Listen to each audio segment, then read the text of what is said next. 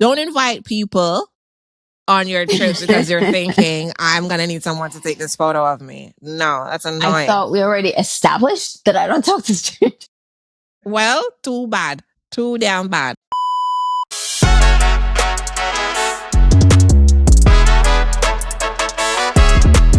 Hi, friends. Welcome back to another episode of the FrenzOnFrenz podcast. Hey. How are you? Good. How are you? I love your, what do you call it? Turban? No. Headband? I'm not sure what the proper name for this is. I'm having a hair situation. So I didn't wrap it. It's comes this way. I'm not that skilled. This entire time I thought you did it. And either way, it's giving. What's under here wasn't giving. So today, friends, we're going to do a little bit of a different type of an episode. Belzy and I have both been watching Solo Traveling with Tracee Ellis Ross, and we love it. And there are lots of things that we saw and lots of things that just moved us in different ways. And we want to talk about it together. This is not unusual for us to recommend shows to each other and then talk about what the takeaways are. Yes, which I love to do. And Belzy gives some really good recommendations for shows. So, when she told me about this, I was like, okay, let's get into it. So we're going to discuss the top 3 takeaways. There are only 3 episodes out so far.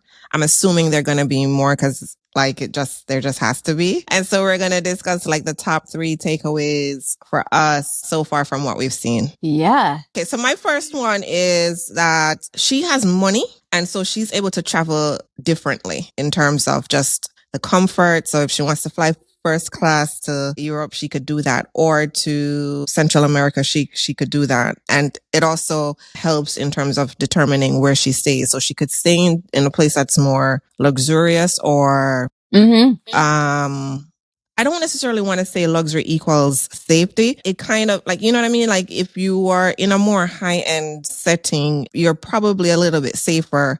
And considering that you're by yourself, those things are important. So that was the first thing I looked at, is just the way that she's able to travel is different because she has the bank account to back that. And just in what she chooses to carry, a boatload of clothes for a few days to have options. And I think that definitely impacts your experience. I don't care what nobody say about money can't buy this and money can't buy that. Can buy a lot of things. And I definitely think that it impacts the experience you have, whether you're traveling solo or not, truth be told. So that was my first takeaway. Agreed. I had a takeaway that was similar, but not. So I loved all the fashion that she had in this. And if you don't know, friends, I am a fashion girly. I love a good outfit. I love a good shopping trip. I'm fashion all the way. And it actually made me think of an experience that I had with this lady that I was talking to. And essentially, I was telling this woman that I travel a lot and I love to travel. And when I travel, my suitcase is usually huge because, like Tracee, I love to have options. I'm a very moody person when it comes on to my outfits. Something that I love right now, when I packed it, I might get there and be like, no, I changed my mind and I want to wear something else. And so as a result of that, I always pack options and I always pack for my moods. And I was talking to this woman, and when I told her that, I always bring a lot of stuff, she was like, oh, so you don't travel a lot. And I was like, and she said it in a way as if to say that she's very well traveled. And because she's very well traveled, she knows how to pack efficiently. And clearly I'm not well traveled, so I don't know how to pack efficiently. And I'm here to tell her, first of all, when I'm packing, I have a checklist for packing. I have a specific pad that tells me, that has everything you can think of, passport, whatever, all the things. I also photograph all my outfits before traveling. So when she was saying that, I was looking at her, and I said to her, I said, actually, no, I just love options. And she looked at me like, no, you haven't traveled enough, So when I saw Tracee talking about the fact that all of her outfits are inspired by the places that she's going and how she likes to pack to celebrate her clothing and all the nice, beautiful things that she has, that really resonated with me, because I think that there are a lot of times that people try to use simple things like that to try to be patronizing about your experience, your exposure, your money, your resources. And it's just not true. And it was so nice to see. This is Tracee Ellis Ross. This is Diana Ross's daughter. I sat there and thought to myself, that woman would never dare say to her, clearly you're not well traveled. And that's why you have all this stuff and why your suitcase is so huge, which is just like the fact that she thought she could make that implication to me. I cancel her. Bruised your ego. It's not even about bruising the ego. I just think that there are a lot of people that use things like that to try to put people down, especially in spaces where you're dealing with people who believe that they're from an elite part of society. And how dare you come and tell them that you're just as traveled as they are? They look for a way to make you feel unwelcomed or feel like you're not on the same level as them. Yeah. Well, I can think of a girl that we went to school with, Tiffany. I won't say her last name, but she travels a lot. I only know because of social media. Like when I say a lot.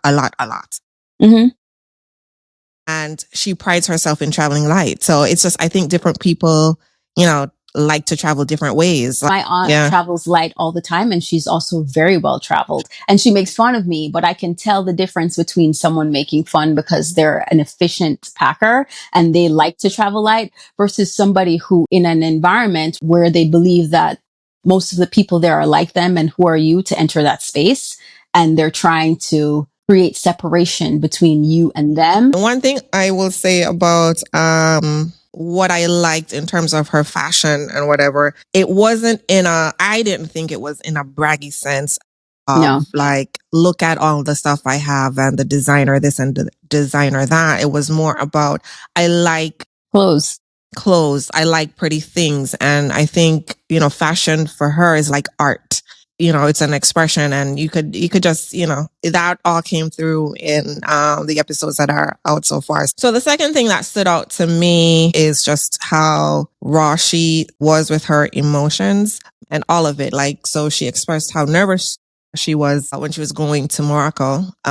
Just that angst of going to a new place and sort of going alone, because it's like she has the crew there with her, obviously. So she's not as alone as she would be ordinarily. She talked about how joy and happiness feels very different to her, like in her body. She spoke about grief, like grieving the fact that she isn't a mom, or I don't want to misquote her. I think she also said because she's not married. But so it's sort of like identifying that this was a life that she wanted, but does not have, but still is so comfortable in her skin in this present moment, and the joys and happiness that she experiences with the freedom of not having the things that she had once, or maybe I don't know if she still does, because I can't speak for her, but not having the life that she once imagined. Or just like the rawness of everything. And also the thing when they found the vibrator.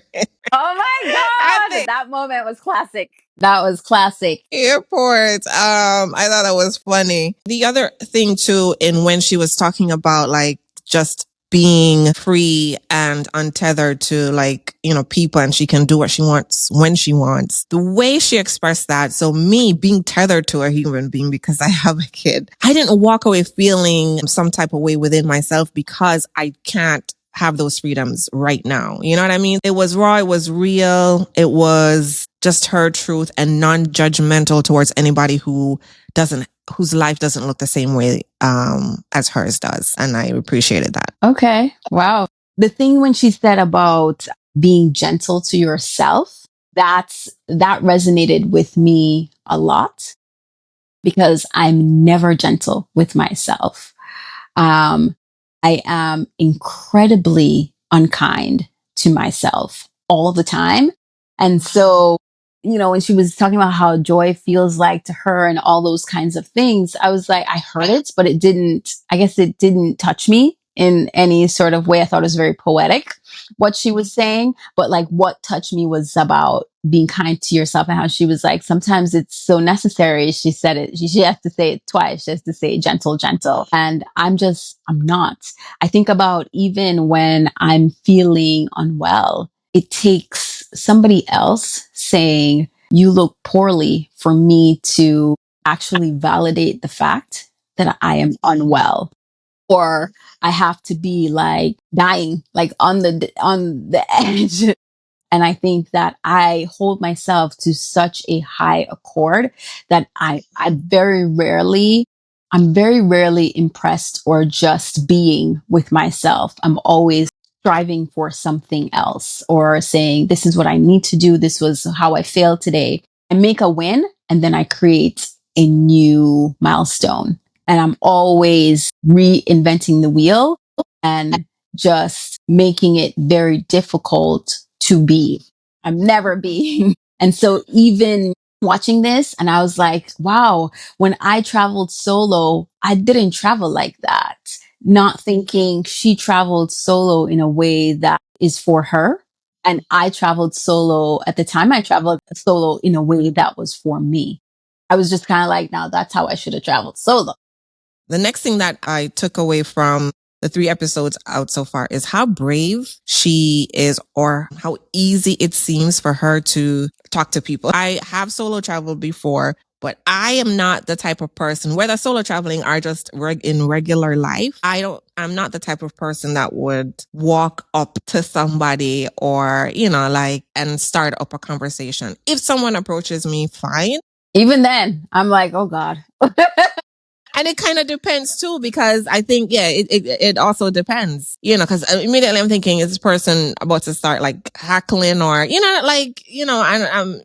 I don't know if my energy would be as welcoming or receiving. It's also good to note that people might also be friendlier towards her just because of who she is and, but I think that that's nice. And I would one day hope to maybe, I don't know if I would ever be as bold and brave as she is, but to inch towards that in being a little bit more friendly when I'm out and about. I mean, I would say I am a introvert that sometimes appears to be an extrovert. And so my introverted self has a little bit of social anxiety when it comes on to approaching people. And I could not.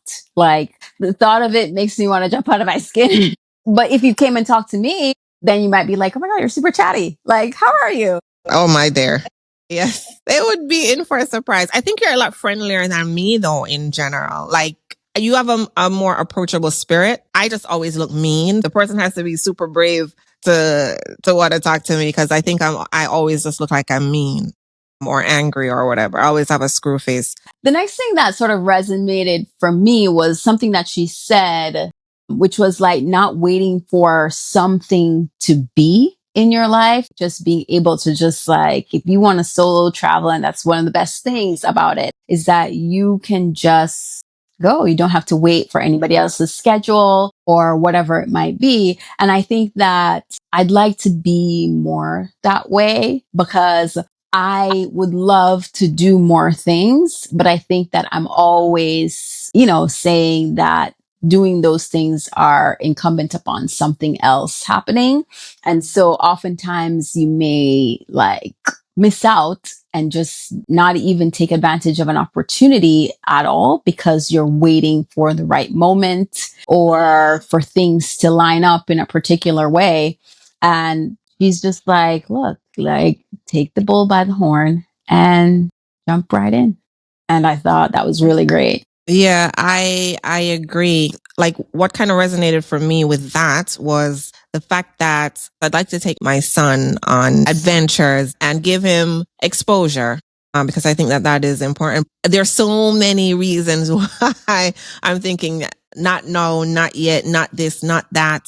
And it doesn't necessarily have to be like going, over across the pond. Just any small thing, not to overthink it or not to, think about things not aligning all together before I pull the trigger on doing something with him. And I've solo traveled in the past. I went with a travel company, and even though there were other people, I was by myself. And because when the travel company takes you to a particular site, it takes the group there and then you separate and you go do you. And I'm like, that works for me because one, there's limited coordination that I have to do. I literally need to tell these people, here are the excursions or the activities that I would like to participate in. And I pay them and they arrange it. And they're like, okay, the bus will pick you up at this time and you will have a guide if there's something that's a guide, or you will show up here and we will take you there. You know what I mean? And so I feel more safe with doing solo traveling that way. I don't want to get lost or look lost or any of that stuff. I was going to ask you, like, what type of vacationer would you say you are? Like, there are people that love to lounge by a pool or a beach somewhere, and that's what they consider a vacation, not having to do anything. And then there are people who like to explore and go on, adventures and stuff. I'm definitely let's get some activities on the calendar. I can lounge at my house. And so to go to another country and lounge is sort of a waste of your money in my mind.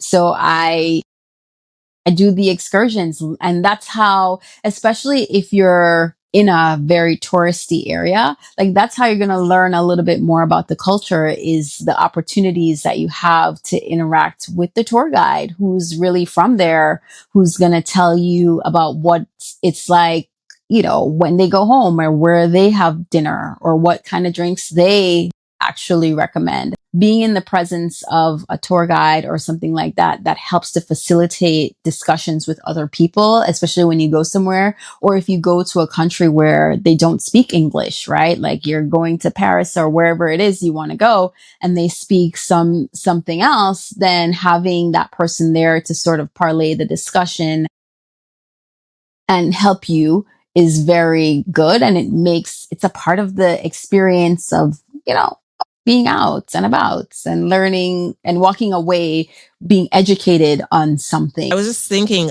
there really is a difference, because you have to think about your safety. So there really is a difference in the approach of when I go somewhere with people versus when I'm there by myself. I'm with even just one person. I don't necessarily sign up for like group activities through a company. I will be out and about on the streets. Like I'll figure out the train, I'll figure out the bus, maybe pay for one or two things with a group if it's like somewhere far. It also made me think of our trip and how I think that there are great things that you gain from traveling by yourself and doing solo travel. But I also think that it's really fun to be able to travel with people that you're in alignment with. And I, like, when we did our girls trip, and it was what, 3 of us, I thought it was so fun. And I still to this day sort of like look back at the pictures that we took, and I think about the experiences that we had. We went to see Messi, we just did, which again, to your point, like you were very good at directions. So when we were going to that Messi game and you were like, okay, we're going to get on the train. And in my mind, I was going, if you guys were not there, I would be in the room. I would be in the room. I think what I appreciated a lot was how up for a lot of things. Because while we had a list of like different places we would definitely wanted to see, I think a lot of it was random in terms of, all right, let's do this today or whatever. And everyone was game, just to try different things or whatever. You guys kill me though with the amount of pictures that you took. I think I was going to go crazy. Yeah, because we want to remember the moments. We wanted to remember the moments. 100 different shots in the one spot. That's a little excessive. And if I can find the picture where I look like I was done with both of you, I'm going to insert it, because man, it was too much. One of the things that I actually, now that you brought it up, that she said that I actually that I agree with is that there's certain things. So when you're experiencing, if you go on a trip by yourself, and there's sometimes with certain things, you kind of end up thinking to yourself, man, I wish I could share this with somebody else, this experience, this moment, whatever. Mm-hmm. And then there's certain times when, you kind of enjoy your own company and the time to yourself. But I think that I'm glad she kind of said that, because both things can be true. You know, there are moments when you are like, this is really meant to be shared with someone. And then there are moments that you're just like, it's lovely by myself. I agree with that. And I mean, I know you're not going to love this, but I also think that you need people there sometimes for the picture, because to take the picture, if you go on a trip with somebody so you can annoy them 24/7 to take a photo of you, that's you're torturing the person and they're not getting any not to take a enjoyment. photo of you. Sometimes you need a friend for the picture sometimes. And you take a picture together and you take a picture separately. No, she did an excellent job of getting her angles and getting her photos by herself. Even with the crew there, it didn't appear as if she was asking them for help. And if you need a photo that badly by, you know, of yourself and your outfit, then ask a stranger to do it. Like, don't invite people on your trips because you're thinking, I'm going to need someone to take this photo of me. No, that's annoying. I thought we already established that I don't talk to strangers. Well, too bad. Too damn bad. I am genuinely looking forward to more episodes. I really do hope she comes out with more. For the audience, if you guys haven't seen it, I highly, highly, highly recommend that you watch. And it's free to sign up and free to watch. You don't have to pay for anything. I think for any specifically Black women listening, I think it is a must watch for all Black women. If you do watch, please let us know what you thought. Share your opinions with us in the comments. Per usual, thanks for watching. Thanks for listening. Don't forget to like, comment, subscribe, and we will see you in the next one.